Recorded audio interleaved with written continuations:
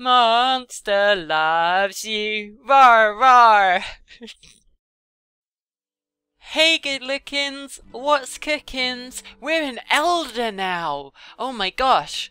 So now it's our job to try and establish relations, or establish war, between the humans and the monsters. We got 14 days, that's 14 adventures that we can go on to try and make as big as an impact as possible before, I'm assuming, we die. So let's go to Carmen. I wonder what that is. Okay, I have no idea. We've got quite a lot of new icons going on here. We got hugs. We got some hugs. Should we go for the hug? Let's go for the hug straight away. You're splashing through rain gutters when you spy a human on the steps below. She snuffles and sobs into a tissue. A crumpled letter lies beside her. Let's help the human. You slide down a gutter and squat beside the human. She squeaks, then holds very still when you don't attack her. Finally, she says, "You want to know why I'm crying? My parents say I must marry Ernst, but I do not love him. I just wish he'd go away." I don't know what accent that was. I don't know why I did that. Why am I doing that? Why did I do that? I don't know. Random, what am I doing? Offer to harmlessly scare him away. Devour her. That's an option. Let's help her. We have bravery, don't we? Yeah, let's help her. She blinks away her tears and starts to laugh, then sees that you're serious. She takes your claw in her hand and you go inside, where two older humans interrupt their dinner to scream and jump away from you. Great! Well begun is half done. The older humans calm themselves and listen to her for, you suppose, the first time. They agree to reconsider the wedding. There we go. The younger human smiles and squeezes you, not trying to choke you, just to show you how much he appreciates your help. Ah, so our reputation with the humans has gone up 18%, was that? Wow. Okay, so yeah, I think I know what we're going to do. We are going to try and help out the humans and make it so that they don't start attacking the monsterlings with their dirty human knives. Because I've dealt with that so much already. I can't stand to see another monsterling stabbed. I'm sorry. I just get emotional when I see monsterlings hurt. But we're gonna make it better. It's my job as an elder to make it better. We go for another hug. You're hiding in a shiny wood building. Two humans are holding hands in front of another human. Aha! He makes a lot of noise about a witness. The other two look around, disappointed at the empty room. Pull your hat over your head and offer to be a witness. Quietly seek out another human to be a witness, or sabotage their doings. We'd try and get our bravery up a bit more as well. Although, no, we do have 100% kindness, so we can do that one. Quietly seek out another human to be witness. You sneak into the yard outside, where another human is gardening. You make polite coughing noises until he puts the hose down to come and look. Storm into the building. He follows you towards the room with the other humans. He pauses and looks down at his filthy gardening clothes, then at the nice clean floor. Get him to help. Ooh, that looks like a ferocity icon. I don't like... Okay, but we have to click that. That's the only choice. You reach up and pat the human on the back. Phew, we didn't swipe him. We didn't swipe him. It looked like I was about to swipe him, but we just patted him on the back. He's hesitant, but then nods and kicks his boots off. His socked feet make no sound as he approaches the other humans to bear witness. As you leave, he winks at you. That's grand. Yay, we got some more reputation with the humans. The extra human doffs his hat and stands patiently while the others talk and kiss. Everyone is very happy, and you made it happen! Awesome! So what should we say? I'll go for about 70% with the humans, and then try and bring the monsters up to the same sort of number. So let's go back into Carmen. We help out the injured ones, that could be useful. You're in a secluded hiding place near the park. Suddenly, you see a human grab her stomach and fall over. Now's your time to shine. That's the spirit. What will you do? Be like the spine doctor. Doctor her good! You lay her down on her back gently and feel her belly. This rumbling calls for milkweed, a sure settler of such complaints. Let's go and find some. You dash into the park, where you find a few pods of the stuff. Using your claw, you cut open the pods and drain the contents into the human's mouth. Let's see what happens. She moans and tries to push you away, but you hold her still and keep the medicine coming, just like the spine doctor taught you. Success! The human is standing unaided. Other humans come to help her, but she hardly needs their assistance. Off we go. We got neurosurgery points again! Yes, I wanted that for so long! We got 15 neurosurgery points! The human brushes milkweed fluff from her chin and looks around for her saviour. You're sure she's watching as you lope away. Yay! That's good! Another journey in common. I want to get some more neurosurgery points. I wonder... the skull, maybe? The skull? I don't know, that's the closest thing I can think of to health. We'll try that. It's a bit dangerous, but whatever. You see bolts of lightning hit a strange rod on a roof and investigate. From inside the house you hear someone shout, "Live! Live!" followed by maniacal laughter. Mwahaha! Mwahaha! Sounds like Duncan. Is it Duncan? You listen at the window and hear a maniacal rant. Maniacal? Is that a word? Maniacal. Sorry. This human is building a creature out of other humans. Dead humans. Definitely Duncan. Stop the human from making the creature. Stop the human from making the creature, yeah. Although he is sort of making his own monster, I guess. But no, it's weird. It's disgusting. His plan's bad for the humans who live here, and it will make things hard on your fellow monsters, most likely. So you set your mind to stopping him. Yeah, okay, that was the right thing. We can either do cleverness or bravery. I think cleverness is the highest one, so we'll go for that one. Let's try and sabotage his apparatus. Upon consideration, you decide to stop the flow of lightning at the source. As you snap the rod in two, the lights in the house go dark. From inside, the human lets out a wail. Time to go. Okay, we're at 82%. I wonder if we can get that to 100 actually. Let's try and get that to 100 before we help out the monsters. Anyway, more humans are smashing down the door below, and they discuss the matter with the shouty one. They have pitchforks and torches. One nods to you. You did us a boon. Yay, we stopped Frankenstein! So that's good. Frankenstein's monster. Frankenstein was the name of the scientist. Frankenstein's monster was the name of the monster. I knew that. I knew that. I'm awesome. You're awesome too, because now you know it too. Awesome. Let's go to Carmen. Right. We want to get up to 100%. So I don't know what seems like a big, massive mission that we can take on. Let's go into this fight. This big sort of claw swipe. Let's see if we can get involved. You're investigating a stack of crates in an alley, and you hear a shriek. Ah! Screaming boxes! Wait, it's a small child. He runs in, followed by three slightly larger ones. The small one jumps behind the crates to hide. Next to you! Now we can keep the small one hidden. We can teach the child to be a monster. Or we can eat all of them. That would probably not be a good thing for the politics. We'll, oh. They're laughing and poking the crates looking for him. They smell like tobacco and sound like hyenas. Right, well, we're trying to help him. We've got loads of kindness. Boom. 100% with humans now. Like many stupid alpha animals, the bullies get quickly bored and leave. The child turns to go, but just before he does, he gives you a tentative hug. Shirt covered with slime, he leaves. Yay! So we're at 100% with the humans. Let's try and get up to 100% with the monsters. Let's do some monster politics. What should we go for? We should go for... ooh, the human knife. That could be a bit of a tense thing to discuss, couldn't it? I just helped out with the humans, and now there appears to be another knife thrown into the mix. The spine doctor looks up from her current patient. She's working a human knife free of a younger monster's ribs. Humans are dangerous. Oh dear. Oh dear. Watch and listen. She says, humans? No claws, so they made their own. Awful thing, a knife wound. Takes twice as much milkweed to patch up as a jaguar attack. Best steer clear, I say. Show that your claws are sharp as any knife, or explain how they're not all about fighting. Success! That scary knife, you explain, is used to spread jam on bread. Real knives are much worse. The spine doctor nods, a little shocked. Okay, there we go. We did give a better view of the humans to the monsters. That knife that he was stabbed with was just used for jam. So, you know, it was used in self-defense, if anything. That will not hold up in a court of law, but that's what we're going with. Monster court, is that a thing? I don't know. Let's go for the big laughy guy again.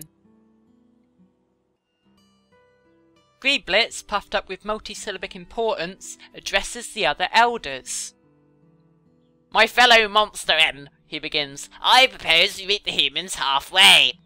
What, in that meadow near the forest? No, he clears his throat. I think we should learn from them and adopt human ways to become more civilized. Right. Right. We can either use their tricks against them, or... yeah, if we try and use some of the human innovations, we can make the monsters' lives better. There we go. You make a you make a case.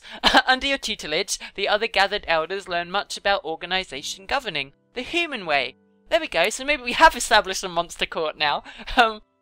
Back to politics. We're at 46% with the monsters, and we've still got 7 days left, so I think we can do it. Let's go for the log cabin. Cabin in the woods. Ooh. Blistry proposes a new plan to keep an eye on the humans.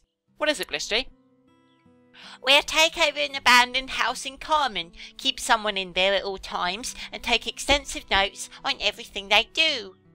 Interesting idea, Blistry. Carry on.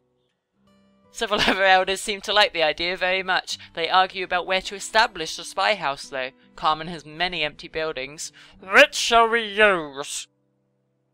That was the elder talking, not Blistry. That's why the voice changed. Right, so just a place that will encourage understanding, or go for the cleverness one. The cleverness is my strongest thing at the moment, apart from kindness, so we go for that. The expedition sets out immediately, hiding in the unused upper floor of the library. They observe humans reading and learning. Make sure they see that the humans are smart. In short order, several elders learn to read for the first time. They seem impressed with their unsuspecting human subjects. Awesome! We've now taught the monsters to read and establish a court. So we're making quite good progress. What should we go for next? We've still got 6 to choose from, and we're already pretty good, making good progress. We'll go for the big fight, I think. The big explosion or the fight. Whatever that is. There we go. Canelo, I can't pronounce that. Canelo Aslet, electrical genius, holds his abacus, churning the rocks for you and the other elders to see. Let's take a closer look. The calculations don't lie. All humans find out about monsters in 2 months. These figures are rock solid. Literally. We should prepare new hiding places. We should prepare new hiding places. That was my best nerd voice. I don't know. We don't know enough to predict their actions. Canelo scoffs at you. I should remind you that I am far your elder among elders, and you make sense when you say I make sense. Point out that he doesn't even pronounce electrical correctly. Canelo considers, then speaks. You're right. What was I doing? I was full of my own pridings. That's possibly the worst voice I've done so far, I'm sorry. Right, we're at 72% with the monsters, so almost there. Let's go for the puddle. Elder Prudence is tiring of the debate about living alongside the humans. Let's listen to her argument. Prudence says, they can't even eat a squirrel without killing it first. I can't do that. Let's try again. Can't even eat a squirrel without killing it first. Their bodies are only slimy around their assorted holes. Why bother to talk to them? We're best off keeping our distance forever. She slumps down, disgusted. Humans kill their food to spare their pain. Let's just drool on her. Blah, how did that help anything? Good. So that's that problem solved. I just drooled all over an elder. That's fine. That's how you deal with problems sometimes when they're a bit above you. Let's go for the Zeds. The Zeds. That's how you spell my name. You're just concluding a thrilling speech to the other elders. Finally, something goes smoothly. Snork, snork, snork, snork, snork. What in the knack is that noise? Old Hamrag fell asleep in the middle of your speech. Again, his pig-like snout and 4 nostrils give his snores a poignant yet thunderous quality. I gently cough. You'd have better success whispering at the moon. Hamrag keeps snoring. Talk louder to be heard over the snoring. Hamrag wakes up. He looks around and says, "You know, humans are pretty nasty. They sharpen rocks and cut things with them. Also, they kill each other all the time." Establish authority by fighting Hamrag. Ooh, I'm not good at fights. We'll just explain that humans don't do that anymore. You speak, but nobody believes you. The fickle monsters are more willing to trust Hamrag's old tales than the truth you present to them. Oh dear, we're not doing so good, are we? We've only got 3 days left, and we need to get 25%, 28%, 22%, 28%. So what should we go for? We've just got monsters left. Let's go for the cheeky monster hiding behind that cupboard or something. Gobclaws unrolls a big map showing the surrounding region. She points one pincer at a series of red circles. These are places where I've seen humans drop things. I think we should put garbage cans there. Why? Gobclaw says, so we can harvest the things they drop. Then we can study them better and understand them better. Great, let's help her develop the plan. You get things in order and help Gobclaws arrange the cans so they'll be easier to collect later. Organisation. You and Gobclaws sneak through the woods to the new designated human evidence collection locations, or decals, and place the extra cans. Yay, acronyms! Almost immediately, humans begin dropping trash into the cans, including many candy wrappers with bits of sweetness still inside. Yay, licking dirty candy wrappers! Gobclaws prepares a report based on the preliminary findings, and everyone agrees that she is quite clever, and so are you. Monsters vs Humans +8! Okay, we need to get 20% somehow from just 2 days left. Can we do it? I'll go for the easy one. I'll go for the guy that's already quite happy with me. Mupsy Morel outlines a plan for defence against the humans. Fruitcake! I've seen it, friends. Every year, the humans offer it to each other, but nobody wants it.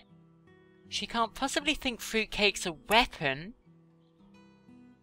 Oh, she does.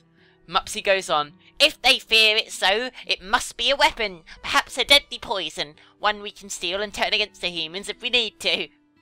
Humans give fruitcake as gifts. Everyone is shocked. You've said surprising things before, but this is pretty blatant. Mupsy mutters something to a friend, too quiet for anyone else to overhear. Look at her expectantly.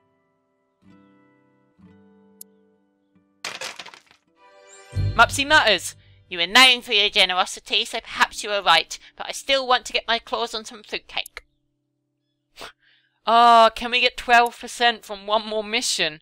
That's asking quite a lot, but If we only have a choice between a sad guy and an angry guy, so that's not looking promising. I think I can help someone feel better if they're sad rather than calm them down if they're angry, so we go for that one. Your fellow elders debate. Are humans more dangerous now? Is it time to reveal ourselves? Rise to take your turn. The air grows still. Birds stop singing. The silence is reverential. You turn and see the oldest monster sitting on a hovel roof, dwarfing it. It's watching you. The oldest monster tilts its huge head and raises one of its 3 scaly eyebrows. The best humans, like monsters, are fearless. Humans are the biggest threat. Admit fear, but insist you must learn more. This is the final choice. This is like the huge thing. Admit fear, but I think bravery's my highest. We're going to go for that. The best humans, like monsters, are fearless. You speak without tremor or quaver, as though the most deadly monster in the world isn't waiting for you to finish. When you're done, the oldest monster is gone. You didn't even notice. Everyone murmurs and nods at your words, impressed. 96%! 96%! We didn't quite reach 100. I don't know if that's going to be enough.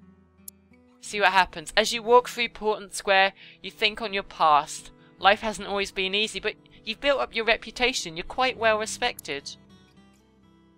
Though monsters have always feared and loathed humans in the past, your work towards improving relations has paid off. Monsters have come to respect and like them. Well done! Meanwhile, humans, who once hated all monster kind, have come to understand that monsters aren't terrible, evil things. Rumour has it that humans think pretty well of you. Awesome! Shattering your reverie, a terrible commotion erupts. Elders and younger monsters alike are milling about in a great mob. What is it? Blotch drops from a nearby roof. Humans! Humans are coming this way! What? Blushy says, That's wonderful. We can talk to them. It's true. Relations have been warming up. Both monsters and humans meet deep in the whale mist. There is considerable shuffling of feet and paws. Everyone wants to talk, but nobody wants to make the first move. If only some monster were to speak up. Yes, if only. A few of the other elders are looking at you, strangely enough. Welcome the humans as friends. Welcome to the whale mist, partner. Everyone breathes a sigh of relief as you put your best claw forward. It's the first step of a long journey. A journey in which monster and human will cooperate in all things. What happened next? Universal prosperity. You dared to find the narrow gap between fear and hate. Now humans and monsters work together for the benefit of all. And so, monsters and humans worked, lived and played together for many happy generations to come. Hooray for the future. The end. Your final personality, 100% kindness, 87% cleverness, 86% bravery, 75% honesty, 56% ferocity, and 61% respect. So we will go down in history as the kindest, bravest little monster in the world. Thanks for watching, everyone. We've unlocked the Universal Prosperity Medal. You can unlock loads more medals by playing through yourself if you want. There's loads of choices. You saw all the choices that were possible. It also randomizes the adventures when you play through the second time, which is awesome. So thanks for watching. You're awesome. Now go out and find a monster of your own and give it a big hug. Catch you next time. Bye!